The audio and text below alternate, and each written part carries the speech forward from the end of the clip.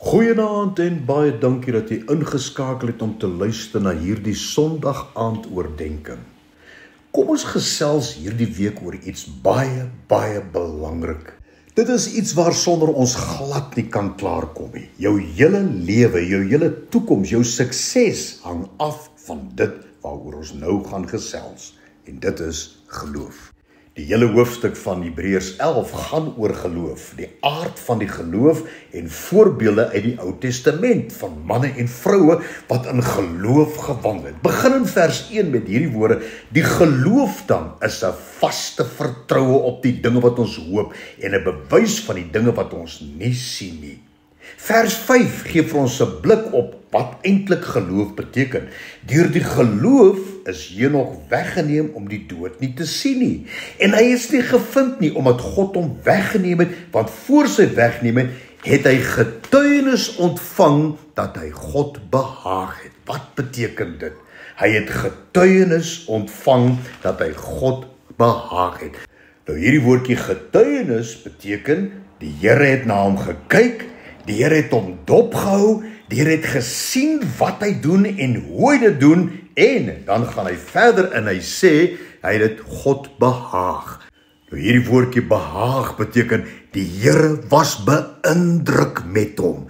Die Here was beïndruk met dit wat hy gedoen het en hoe hy dit gedoen het. En dan praat vers 6 direk met elkeen van ons as hy sê, en sonder geloof is dit onmoontlik om God te behaag.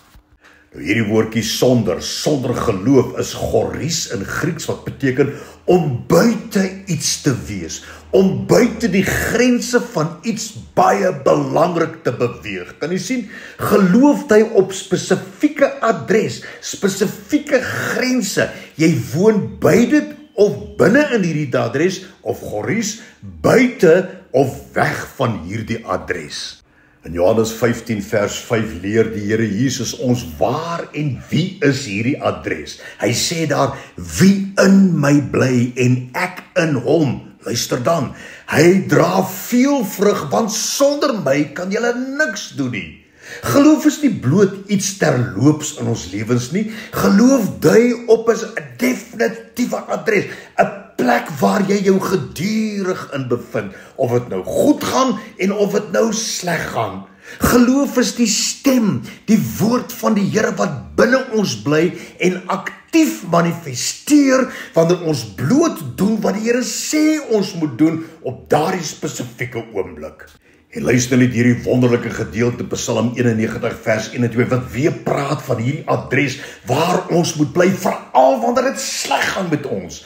Hy wat in die skuilplek van die Allerhoogste sit, sal vernag in die skaduwee van die Almagtige. En dan, ek sal tot die Here sê, my toevlug en my bergvesting, my God op wie ek vertrou.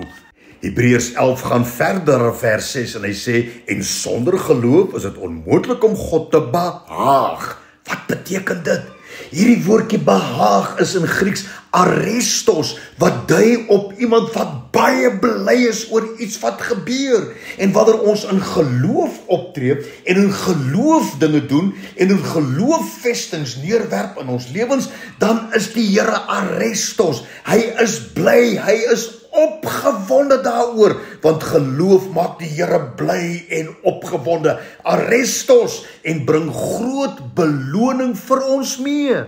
Want Hebreërs 11 sê, en sonder geloof is dit onmoontlik om God te behaag, want hy wat tot God gaan, moet glo dat hy is, en 'n beloner is van die wat hom soek.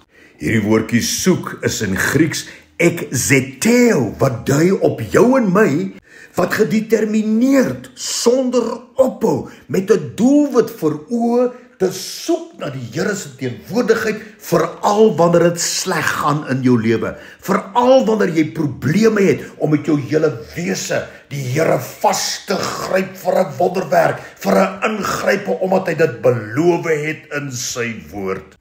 Kan jy sien hoe belangrik dit is dat ons weet wat is geloof, wat beteken geloof, en dat ons seker maak ons het geloof en ons het vertroue in die Here?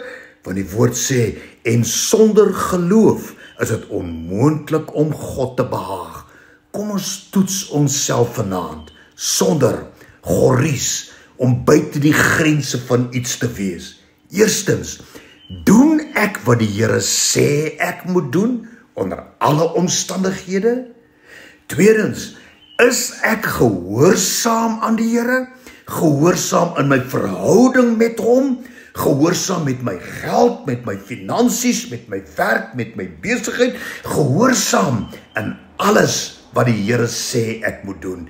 En dan derdens, veral wanneer dit sleg gaan in my lewe, veral wanneer die dief gekom het om te slag en te steel en te verwoes, soek ek die Here met alles in my wese, ek zeteo, is ek gedetermineerd om aan te hou, sonder ophou, totdat daar 'n deurbraak in my lewe kom. Ag Here, dankie, dat ons U kan behaag, met die geloof wat ons het, met die vertroue wat ons het in U. Dankie daarvoor, Here, in Jesus naam, amen.